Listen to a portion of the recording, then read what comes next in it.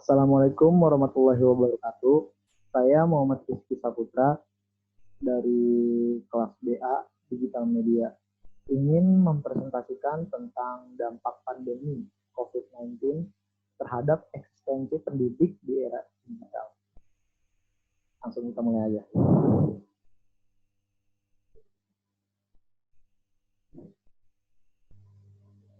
Pendidik adalah tenaga profesional yang bertugas merancang dan melaksanakan proses pembelajaran, melakukan pembimbingan, melakukan pelatihan, menilai hasil pembelajaran, serta melakukan penelitian dan pengabdian kepada masyarakat, terutama bagi pendidik pada perguruan tinggi. Melihat pengertian di atas, semakin membuktikan bahwa peran pendidik memang harus ada.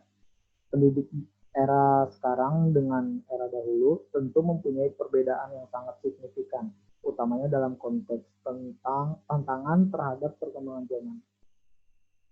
Dunia pendidikan Indonesia saat ini sedang mengalami tantangan luar biasa selain berkembang teknologi, yaitu adanya pandemi COVID-19. Akibat pandemi ini, seluruh kegiatan kependidikan di Indonesia dihentikan sementara waktu atau lebih tepatnya belajar dari rumah. Tentu hal ini berdampak bagi pendidik dan peserta didik. Program belajar dari rumah merupakan salah satu bentuk upaya Kemendikbud bersama pemerintah agar kegiatan belajar mengajar dapat terus berjalan. Ini merupakan salah satu cara dalam memutuskan mata rantai penyebaran COVID-19 di Indonesia. Cara ini merupakan salah satu bentuk merdeka bagi belajar peserta didik.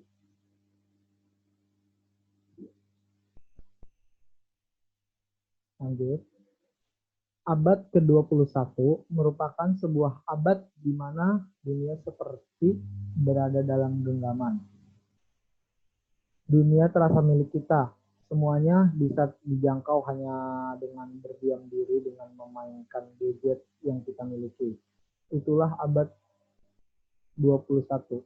Semuanya serba dimudahkan. Manusia cenderung dimanjakan oleh teknologi. Tidak terbantahkan bahwa perkembangan teknologi pada abad ini begitu cepat dan masif. Perkembangan tersebut memberikan impact yang luar biasa dalam segala aspek kehidupan masyarakat, terutama dunia pendidikan. Era digital bukanlah digitalisasi konten belaka. Era digital adalah sebuah masa di mana mulai munculnya media baru yang dapat dimanipulasi, bersifat jaringan yang saling terintegrasi, bersifat padat, serta interaktif. Contohnya konkretnya adalah internet, website, komputer multimedia, hingga CD-ROM. Di era digital seperti sekarang ini, seorang pendidik perlu mengubah cara mengajarnya dari yang biasanya bersifat konvensional, harus lebih menyenangkan dan menarik bagi siswa. Pendidik atau guru juga dituntut menjadi seorang fasilitator, motivator, inspirator, mentor, dan empati sosial. Jika komponen tersebut tidak diwujudkan, maka peran pendidik dapat digantikan oleh teknologi. Pendidik juga harus mampu membangun suasana atau atmosfer yang dapat memenuhi kebutuhan peserta didik, yaitu needs for competence. Maksudnya adalah interaksi dalam pembelajaran mampu membuat peserta didik merasa biasa. Hal ini bisa dilakukan dengan memberikan berbagai macam reward. Needs for autonomy. Maksudnya adalah peserta didik diberikan kebebasan dan kepercayaan dalam kegiatan belajar mengajar di kelas. Needs for relatedness. Memberikan pemahaman kepada peserta didik tentang pentingnya kehadiran sebuah kelompok bagi dirinya. Tujuannya adalah guna memupuk jiwa kolektivitas dan saling mendukung satu sama lain. Serta sustainable learning, yaitu memberikan pemahaman kepada peserta didik untuk mampu dan bersiap dalam menghadapi era digitalisasi dalam berbagai aspek kehidupan. Tantangan bagi pendidik dalam konteks era digital.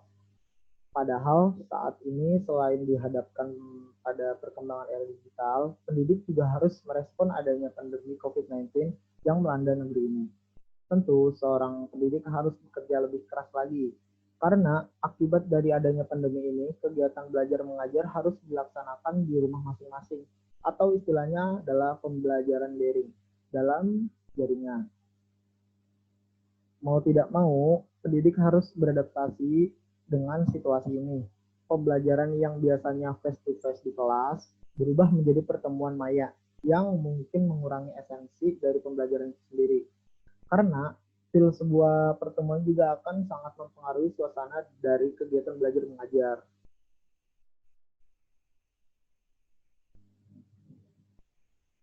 Beberapa upaya yang dapat dilakukan oleh para pendidik guna merespon perkembangan era digital yang semakin pesat ditambah dengan adanya pandemi COVID-19 seperti sekarang ini.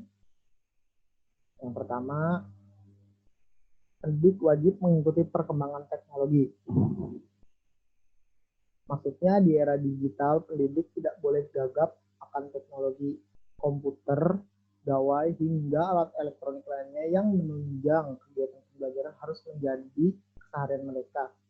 Media sosial dan berbagai sumber informasi juga harus dipahami para pendidik, sehingga impact-nya adalah dalam menjalankan profesi keguruannya, seorang pendidik akan kaya dengan materi dan metode.